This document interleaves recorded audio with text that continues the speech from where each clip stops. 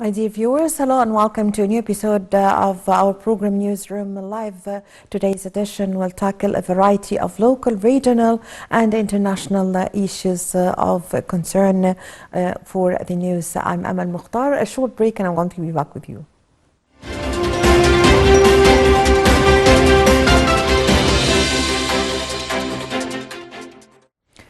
Welcome back. We start this episode with our local news bulletin. President Abdel Fattah al-Sisi held a phone call with Jordanian King Abdullah II on the instability in the region amid the conditions in the Gaza Strip.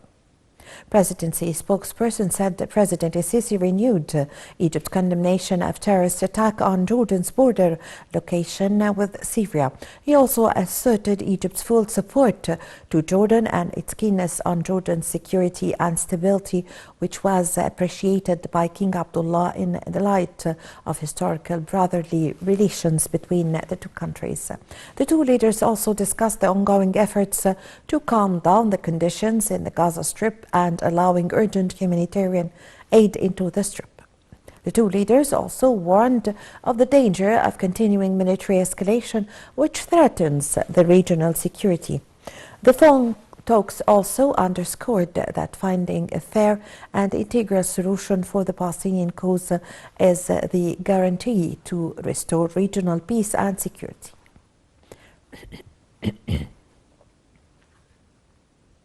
Egypt condemned the terrorist attack in Jordan's location on borders with Syria that left 3 U.S. soldiers dead and injuring others of the U.S. troops. In a Foreign Ministry statement, Egypt affirmed its strong condemnation of any terrorist attacks that threatened the security and stability of the Hashemite Kingdom of Jordan, expressing full solidarity with Jordan in this delicate situation. U.S. President Joe Biden blamed Iran-backed militants for the attack on the frontier base in Jordan's northeast.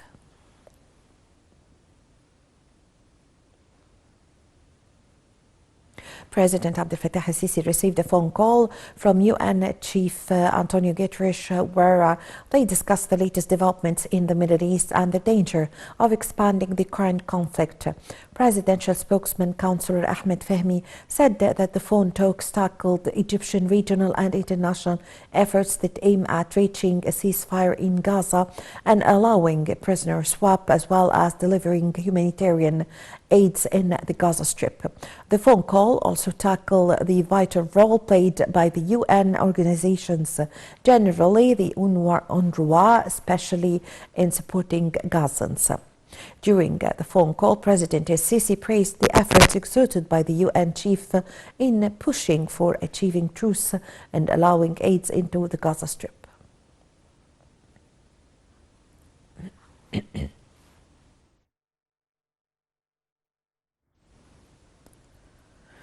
President Abdel Fattah al-Sisi received a phone call from German Chancellor Olaf Scholz. Presidential spokesperson Councillor Ahmed Fahmy said that the phone talks tackled the regional situation and the expansion of the conflict circle.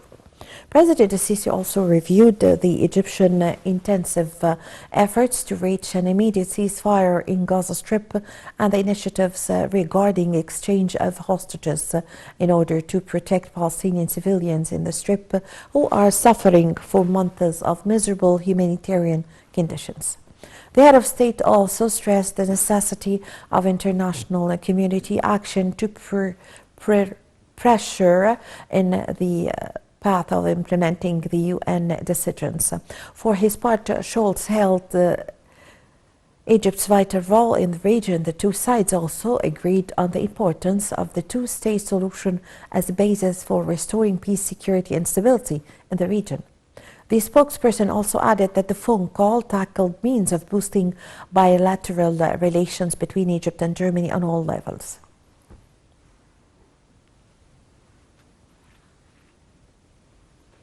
Foreign Minister Sameh Shoukry and his New Zealand's counterpart Winston Peters discussed the humanitarian crises in Gaza over the phone on Tuesday.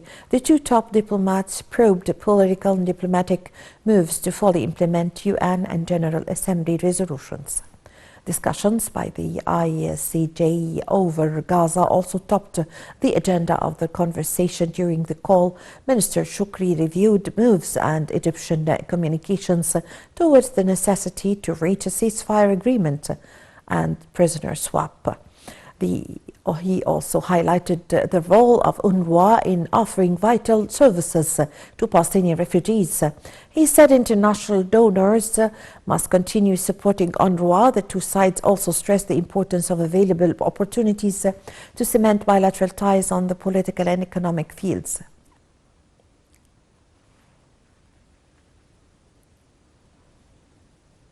An Islamic cemetery in southern Gaza was demolished. Graves existed from the earth. The skull with no teeth rested atop the sandy rubble. The neighborhood of Bani Shuhaila in the southern Gaza city of Khan Yunis, which Israeli occupation soldiers showed foreign journalists Saturday, was obliterated, transformed by the occupation military in search for underground Hamas tunnels. Details in the following report.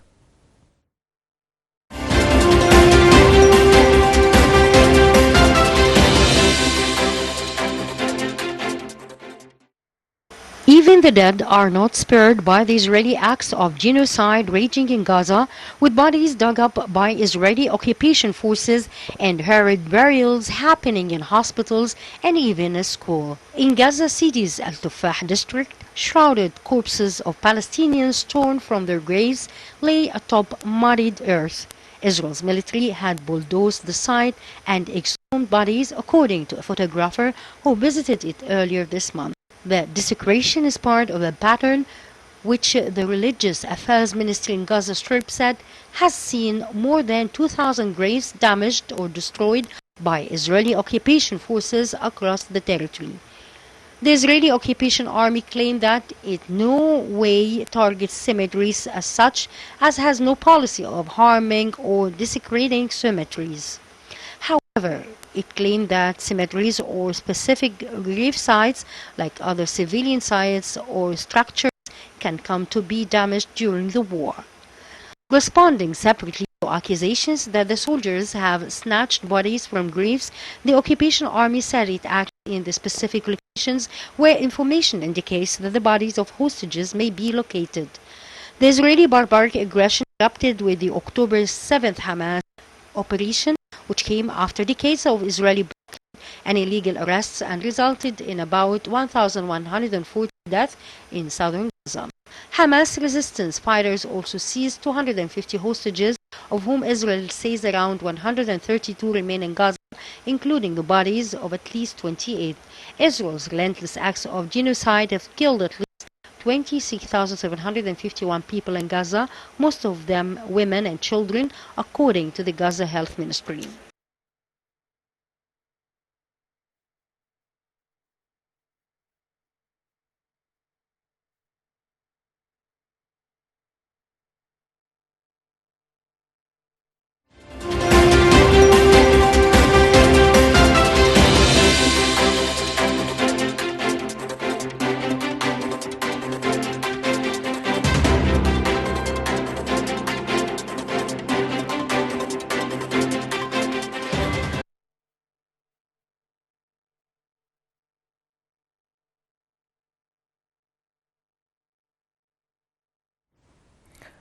Well, Hamas political leader Ismail Haniyeh said on Tuesday that the group had received a ceasefire proposal, however, put forward after talks in Paris, and would study it.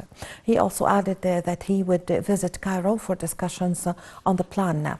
Haniyeh said that the group's priority was to end Israel's military offensive and to pull out of Israeli forces from the Gaza Strip.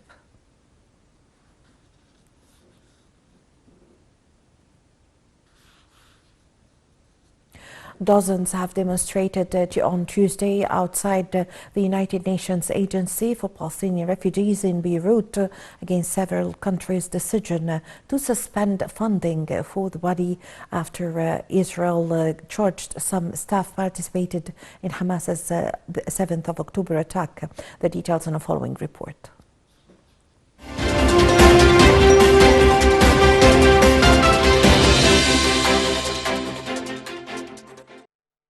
Dozens demonstrated on Tuesday outside the United Nations Agency for Palestinian Refugees in Beirut against several countries' decision to suspend funding for the body after Israel charged some staff participated in Hamas' October 7th operation. At least 12 key donor countries have said they will hold funding to the United Nations Relief and Works Agency, UNRWA, following the accusations, while the agency has fired several employees and promised a thorough investigation into the claims. UNRWA is charged with providing humanitarian aid and protection for Palestinian refugees in Jordan, Lebanon, Syria, the Gaza Strip and the West Bank, including East Jerusalem. Lebanon hosts an estimated 250,000 Palestinian refugees, according to UNRWA, while almost double that number are registered for the organization's services. 8 groups on Tuesday condemned the countries that suspended funding to UNRWA, pointing to a worsening humanitarian catastrophe and a looming famine in Gaza. The World Health Organization warned the funding now was distracting from the humanitarian disaster in the Palestinian territory. A Hamas official in Lebanon said UNRWA funding crisis had dangerous repercussions for Palestinian refugees, particularly in Lebanon, where they depend mainly on UNRWA in the absence of aid from the Lebanese state. Around 5.9 million Palestinians are registered with UNRWA and can access health care, social services, microfinance and emergency aid.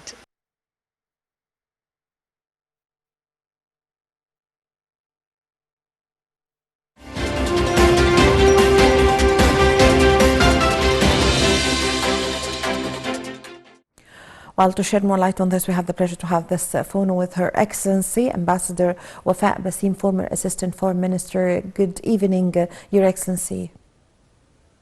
Good evening. Well, Your Excellency, Ambassador Basim, dozens have demonstrated on Tuesday outside the United Nations Agency for Palestinian Refugees in Beirut against several countries' decision to suspend the funding for the body. So how do you see this decision? I find it a hasty and unfair decision, definitely, for a number of reasons. The first one is that the allegations were presented by Israel right after the verdict by the International Court of Justice asking for the measures, the provisional measures, and the report to be presented by the Israeli government on what if they have implemented these measures, which are the continuation of the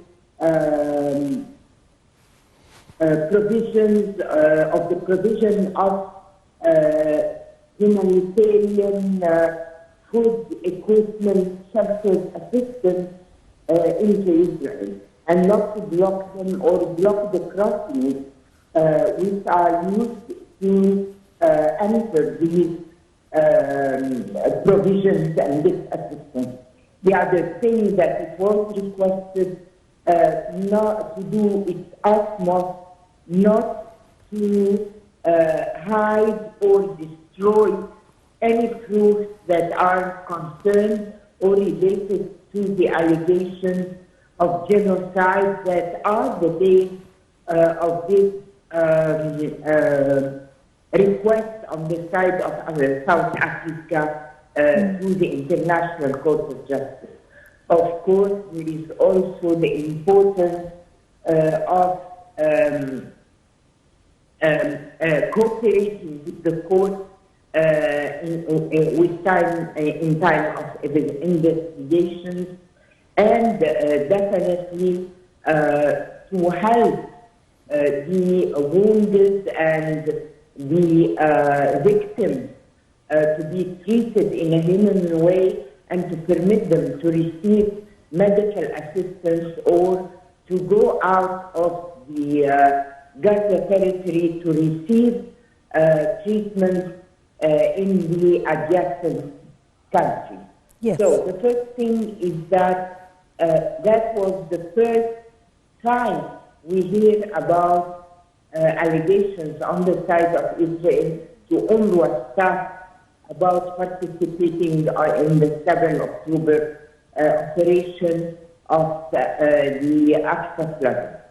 The second thing is that we don't have details neither on the part of Israel nor on the part of UNRWA about these allegations. All what we know is that Israel shared a file with the United States of America and with UNRWA about these allegations, and immediately the UNRWA took the necessary measures to suspend the 12 persons who have been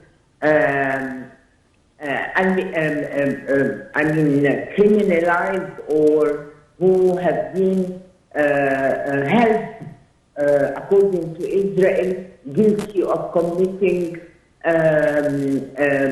or participating on the 7th of October operation.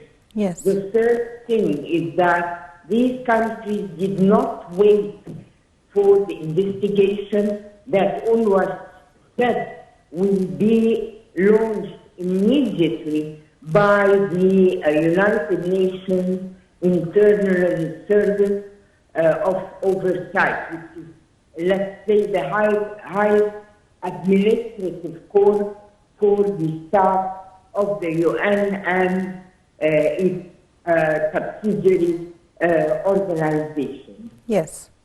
The last argument and the last reason that I find that this is a hasty and cruel and at the same time unfair decision is that UNRWA is not operating only in Gaza Strip. It is presenting its services in Syria, in Lebanon, in Jordan, and in the West Bank. Let's not forget that 3,000 staffers continue to work in Gaza out of 13,000 people. They are presenting services to 2 million Palestinians and the same number in the other countries I have just cited. The UNRWA lost 152 victims of its workers during the war, which is continuing until today. Yes. So, Your Excellency, Ambassador Basim, you've pointed out to a very important point, which is the rule by the International Court of Justice. All the political analysts, as we all read after the ruling of the International Court of Justice, which is a binding rule and cannot be appealed, have accused Israel of genocide. So the international political analysts have said that in reaction, most of the countries who are supporting Israel could change their stance after this ruling, or could stop supporting or providing help or financing any weapons or providing Israel with any help. On the contrary, we see this very strange reaction of suspending the funding of the body. So what's your comment on this? Well, my comment is very clear that it is the timing, the hasty decision, and the concurrence of this timing of declaring these allegations and these accusations against UNRWA staff, and the very quick response from mainly Western countries, they do show clearly, or they shed a lot of doubt about the intentions and the purpose. On the side of the Israelis, we know that their reason to launch these accusations at this time is first to end the Palestinian refugee issue completely.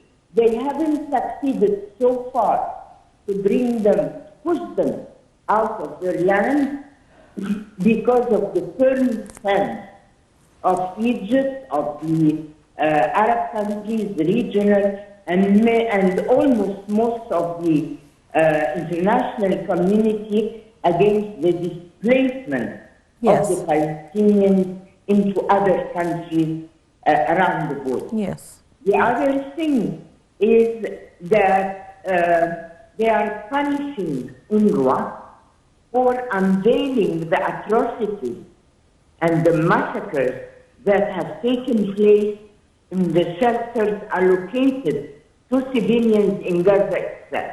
Nothing was spared. We have seen churches, mosques, hospitals, schools, civilian shelters being destroyed completely without any feeling or any feeling of scrupulous or any scrupulous feeling about the possibility of all these Palestinians being killed. Yes. The third thing is that accusing this or punishing UNRWA comes because of the fact that UNRWA has refuted the Israeli allegations and lies about closing the crossings. And we have seen that lie and accusation, unjust accusation in the International Court of Justice itself, when the Israeli team accused Egypt of responsibility of non-entering the assistance because Egypt is closing the Rafah crossing. UNRWA said no, and of course Egypt has had a strong answer to this big lie. And that's why one of the reasons also why UNRWA is being punished together with the Palestinian people and with the other people in the other Arab countries that receive services from UNRWA. Yes, it's true. And also 3 weeks ago, the headquarters of the UNRWA in Palestine was hit twice. And recently, yesterday, one of the schools of the UNRWA, which is taken as a shelter for the Palestinians, was hit also. So my coming question is about also, Your Excellency, my question is about can we expect any kind of sanctions on Israel after the ruling of the International Court of Justice where Israel was not able to defend itself of being guilty from the Genocide Act?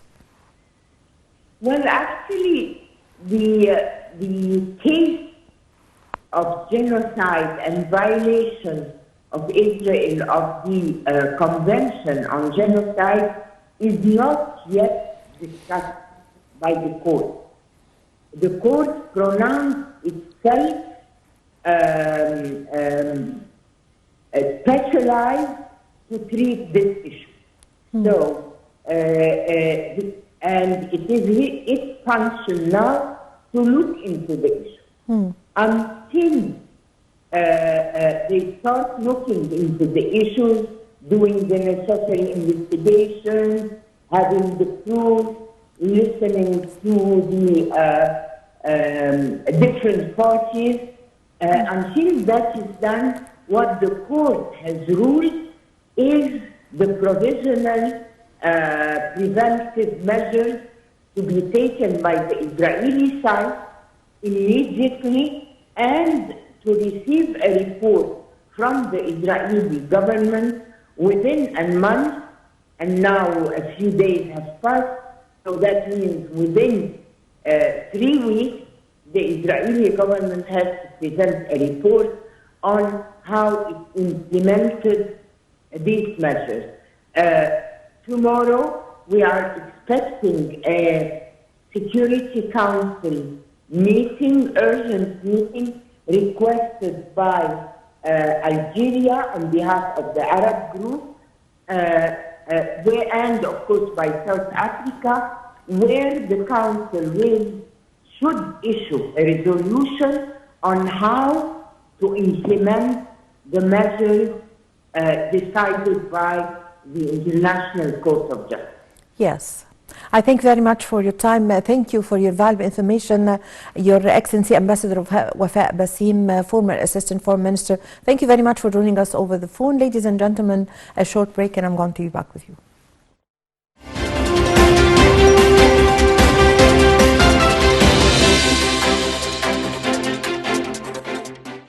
Welcome back.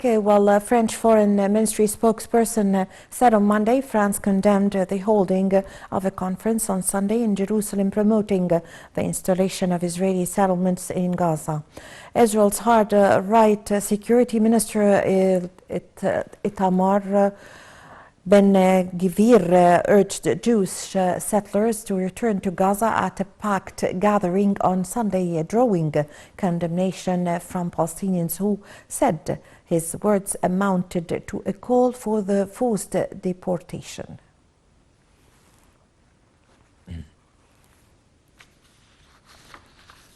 Well, U.S. President Joe Biden said on Tuesday he had made up his mind on how to respond to a drone attack that killed U.S. service members in Jordan as he weighs punishing Iran-backed militias without triggering a wider war. Biden, speaking to reporters as he left the White House on a campaign trip to Florida, did not elaborate on the decision, which came after consultations with top advisors at the White House. He also said that the United States does not need a wider war in the Middle East, echoing comments from other officials on Tuesday that the United States does not want a war with Iran. Biden has been weighing his options, and the expectations has been that there will be retaliatory strikes. However, the timing of the response had been unclear.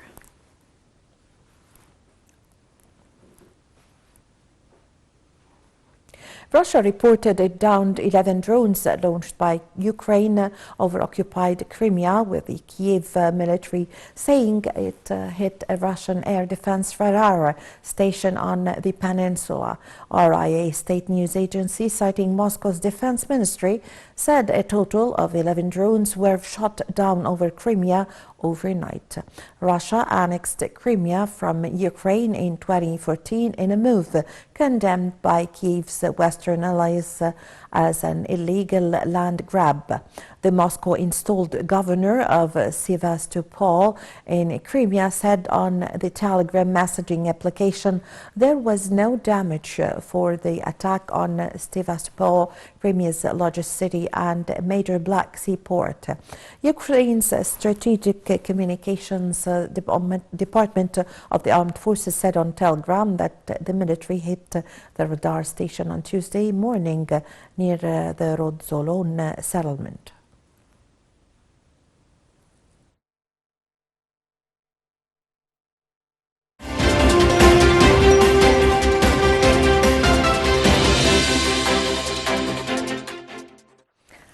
Welcome back. Now with the economy news. As Prime Minister Mustafa Madbouli presided over a meeting on forming a National Council for localizing the technology of manufacturing electric chips, he stressed the significance of encouraging investments in the field of localizing technology of the manufacturing of electric chips due to its importance in several pivotal industries to create a suitable environment for this industry.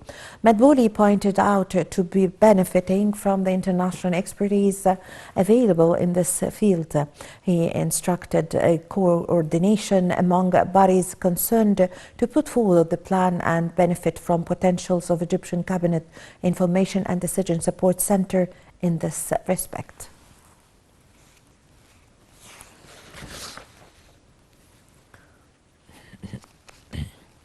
Minister of Finance Mohammed Mu'ayt stressed that the automated tax system helps speed up the collection of taxes and ending taxes disputes, as well as speeding up the taxes measures.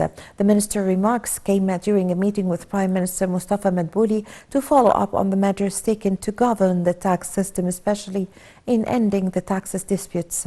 During the meeting, Mu'ayt indicated that the governance of the tax system has been achieved through an integrated electronic system that aims to deal with the highest degree of transparency and follow up on the completion of tax files according to the specific time.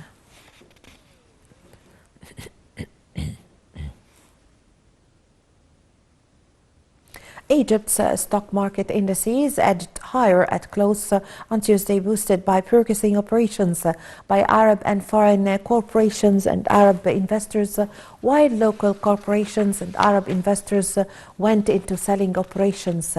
Capital market for companies listed in the bourse gained about £51 billion. The benchmark EGX 30 index added 3.83% to end the dealings at 30,347.3 points.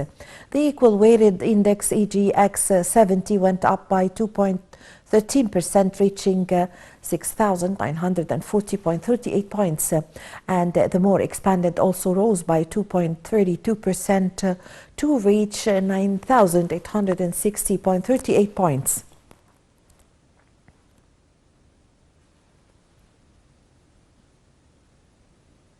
The U.S. dollar edged higher on Tuesday as the traders awaited the Federal Reserve's monetary policy decision this week for clues on when the U.S. Central Bank might cut rates.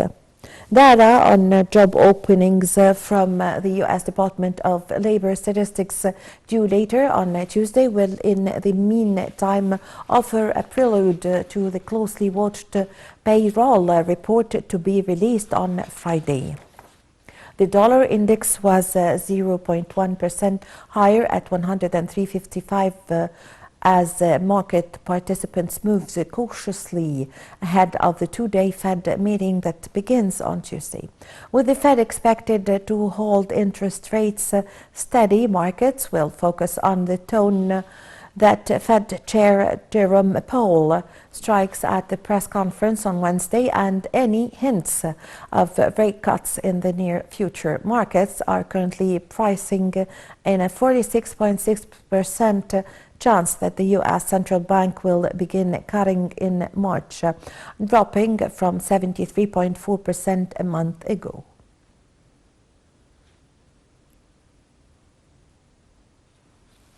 Well, Saudi Arabia has ordered energy giant Aramco to maintain its oil production capacity at 12 million barrels per day, abandoning a planned increase. The details in the following report.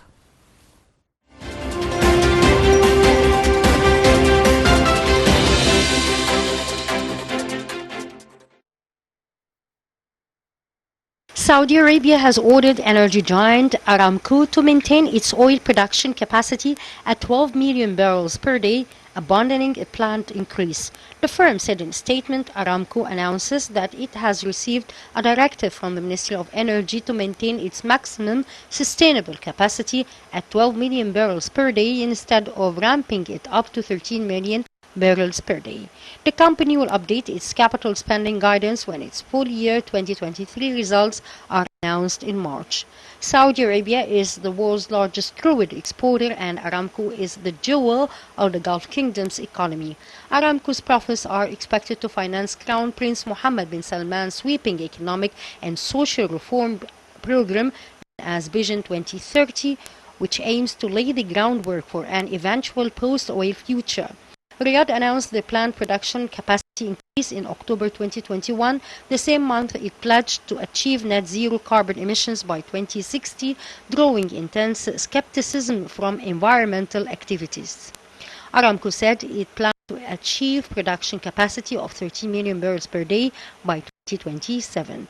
The decision to drop the target suggests Riyadh is not very confident that the world will need so much additional capacity and that the investment required to get to and maintain 30 million barrels per day to better spent elsewhere. He noted that earlier this month, Aramco more than doubled its funding for its venture capital arm, Aramco Ventures, from $3 billion to $7 billion. Aramco has pledged to achieve operational net zero carbon emissions by 2050.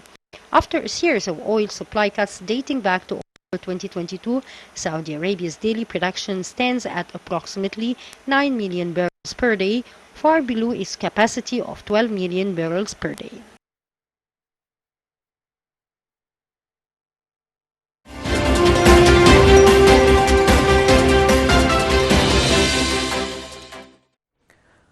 While the IMF announced Tuesday it has raised its 2024 global growth forecast to 3.1%, citing unexpected resilience in major advanced and emerging market economies around the world, including the United States and China.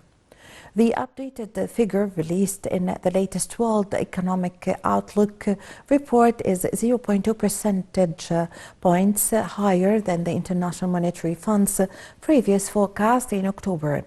Despite the upgrade, the IMF predicts that global growth will remain below its recent historical average of 3.8% this year and next, due to continued impacts of elevated interest rates, the withdrawal of pandemic-related government support, and low levels of productivity.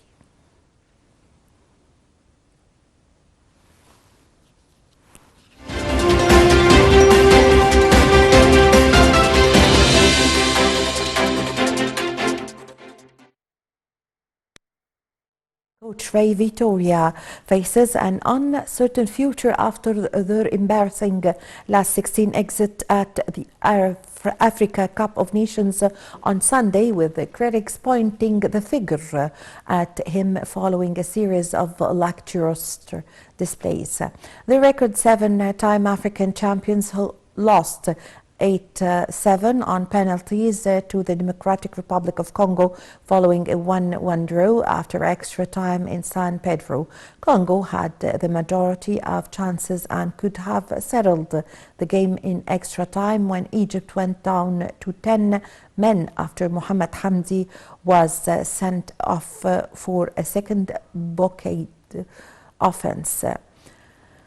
Portuguese coach Vitoria attributed the defeat to bad luck, saying there are happy and sad moments in football.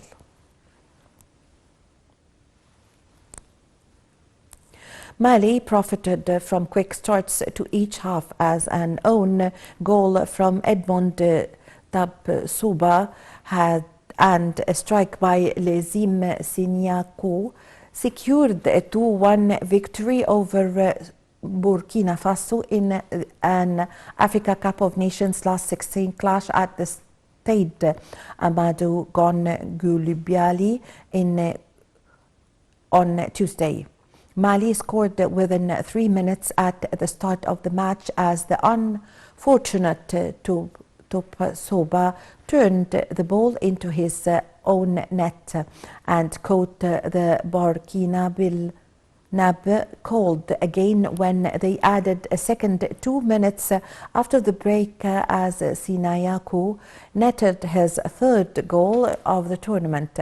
Burkina Faso pulled a goal back when Bertrand Traoré slotted a penalty just before the hour mark, but could not force an equalizer against a Mali side with a well-deserved reputation for a misery defense, one of the reasons why they are among the tournament favorites.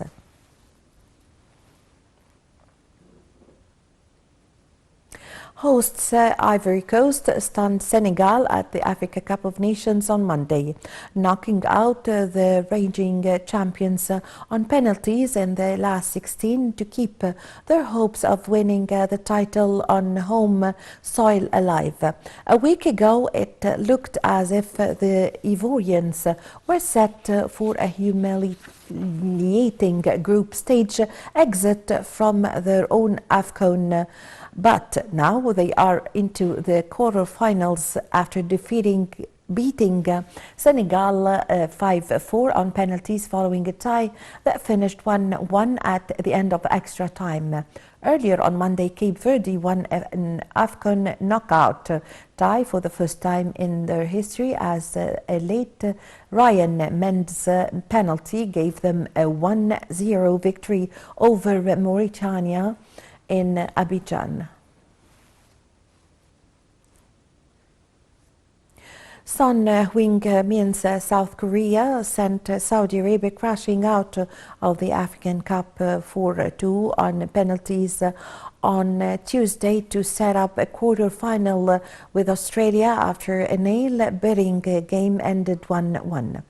Substitute Abdullah Radif struck just after coming on at halftime for Saudi Arabia, but Shu Gyu-sung equalized deep in injury time to force extra time, and from there the game went to penalties.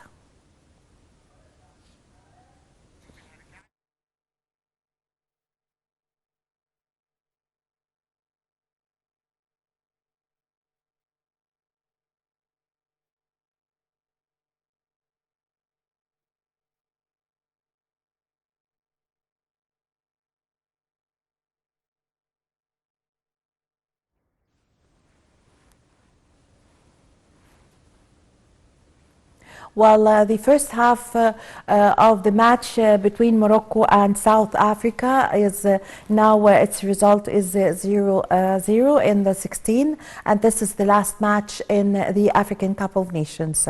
Well, with this, my dear viewers, we come to the end of this episode of our program. My name is Amal Mukhtar. Thank you for watching.